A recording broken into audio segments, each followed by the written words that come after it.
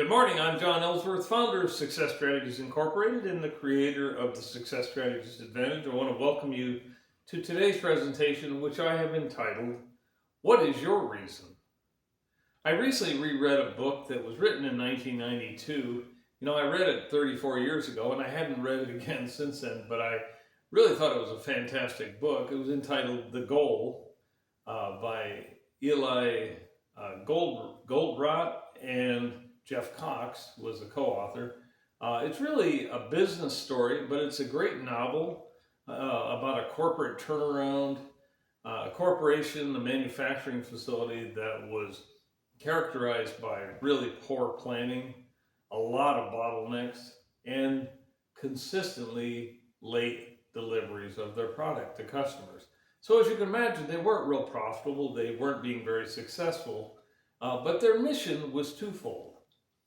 First of all, to improve their product delivery, and number two, to become more profitable by challenging some prior corporate assumptions. And I know this corporate assumptions being challenged is, I call it corporate blasphemy. And I'm pretty well known for this. I've been doing it for a long time. And frankly, challenging these assumptions that companies come up with can often be very beneficial and frankly have served me very well over the years. But the goal here was, in the story entitled The Goal, was to take some assumptions at their face value and then consider new ways to get to their objectives, to reach their objectives. And I want to tell you a story about recently I had a meeting with a client who was looking at building a bed pack barn. The biggest benefit of which, of course, would be to get the cows out of the mud in the wintertime and out of the hot sun in the summertime, both which would be very beneficial. They get great production with 80 to 85 pounds per cow per day consistently throughout the year. And unfortunately, there are some well-meaning family members who have a tendency to dissuade the managing partners from, moving forward in a proactive manner.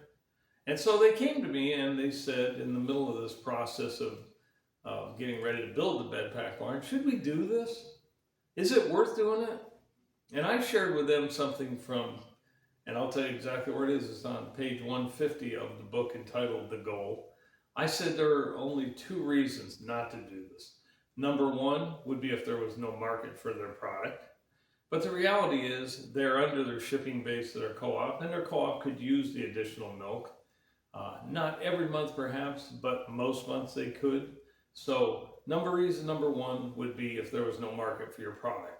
Clearly there is for theirs. Number two, they shouldn't do this if they're determined not to change anything for the better. And I don't really think that's the case with this client. And if it is, I have to be honest with you, I couldn't really help them anyway if they don't want to make an improvement. So what I want you to think about as you're seeking new goals and objectives, new hurdles to overcome,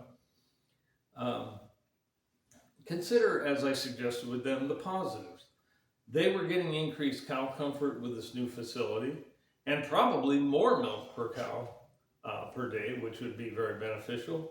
Number two, if this is possible, I think their banker would be happier because frankly the value of his asset, their real estate facility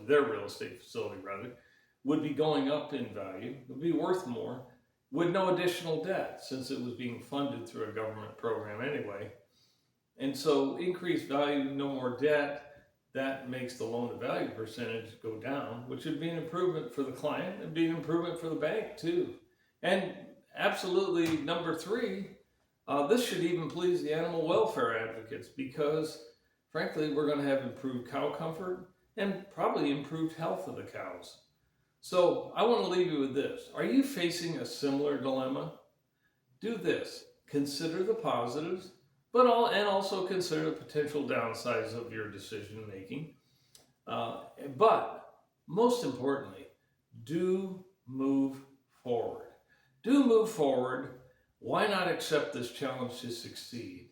And I will leave you with this thought from business consultant and author Michael Hyatt. He said, and I quote, "Change can be tough, but the only alternative is eventual obsolescence." End of quote. I want to thank you for listening. I'm John Ellsworth, founder of Success Strategies Incorporated and the creator of the Success Strategies Advantage. Thank you very much.